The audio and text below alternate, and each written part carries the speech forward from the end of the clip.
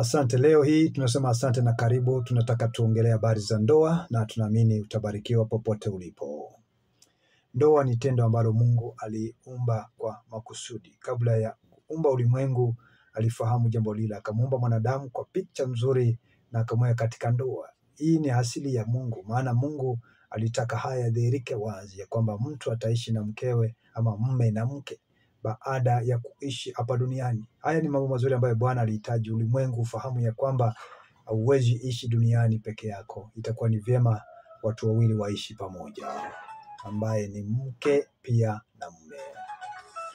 Uhusiano huu ulio nao mke na mume ni mfano mdogo sana uhusiano utakao kuweko na Mungu wetu katika siku ile ya uumbaji wa mbingu mpya na nchi mpya. Huu uhusiano tulionao mdogo katika maisha ya ndoa unaleta picture nzuri ambaye Mungu atakuwa akiishi nasi katika mbingu mpya na nchi mpya ijayo. Hivyo hivyo tunakutangazia habari hizi katika hali ya ujasiri mkubwa ya kwamba mwanadamu aishie katika ndoa yumo mikononi mwa Mungu, maana hiyo ndio uhalisia ya Mungu. Mungu alitaka watu hao waishi pamoja katika maisha yao ya kila siku katika msaada wa kusaidiana. Ona hii wazi ya kwamba mtu atamwacha mama yake na baba yake na ataambatana na mumewe pia na mkewe, na wao watakuwa mwili mmoja na wataishi pamoja. Hivyo yamaanisha katika ndoa mume ni kichwa na mke mahali pale ni shingo, na katika uhusiano wa kikanisa Kristo ni kichwa ya kanisa. Ni mambo mazuri sana.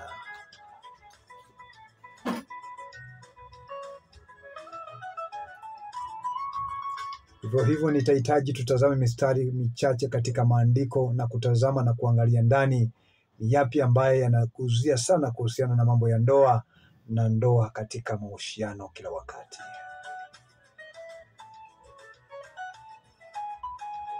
Kitabu kile cha Mwanzo 2:24, kwa hiyo mwanamume atamwacha baba yake na mama yake, naye ataambatana na mkewe, nao watakuwa mwili mmoja.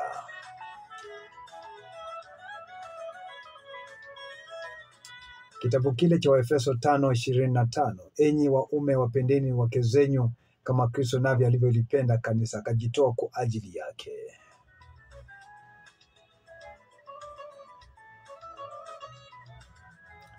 Waefeso 5:33, lakini kila mtu ampende mke wake kama nafsi yake mwenyewe, wala mke asikose kumstiri mume wake.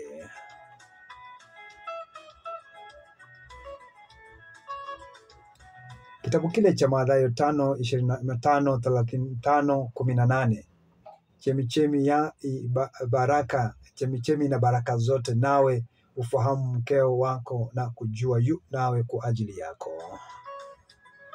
na siku zote nawe mfurahie mke wa ujana wako.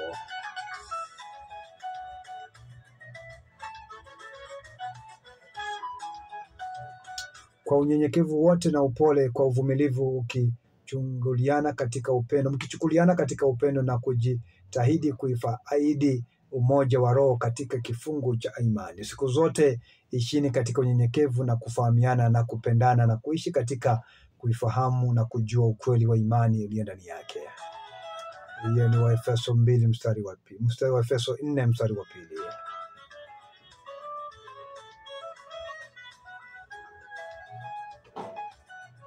Vizuri sana katika maandiko, kitabu kile cha Methali 31 mstari wa 10, mke mwema ni nani awezaye kumwona? Maana kimo chake chapita kimo cha marijani. Mke mwema ni nani awezaye kumwona? Maana kimo chake chapita kimo cha marijani. Nasema nini katika habari za neno la Mungu kwa wakati huu mwema kabisa? Ni nani awezaye kumwona maandiko na kulitazama neno lile katika ndoa? Lifahamu neno hili kabisa na itakuwa ni vyema kabisa. Angalia Mhubiri 4 mstari ule wa 9, afadhali kuwa wawili kuliko mmoja, maana wapata ijara njema kwa kazi yao. Angalia, ni vyema kuwa wawili wala si mmoja, anawapata ajira njema kwa kazi yao, kwa maana wakianguka mmoja wao atamuinua mwenziwe, lakini ole wake aliye peke yake angukapo, wala hana mwingine wa kuweza kumuinua. Tena hapo wawili pamoja hapo watapata joto, lakini mmoja aliye peke yake tu hawezi kuona joto. Angalia kitabu kile cha Mathayo 19:6. Hata wamekuwa si wawili tena, bali ni mwili mmoja. Basi aliwaunganisha Mungu, mwanadamu asije akawatenganisha. Angalia mambo mazuri tunayoangalia anavyosema katika maandiko. Kitabu kile cha Petero wa kwanza 3:7.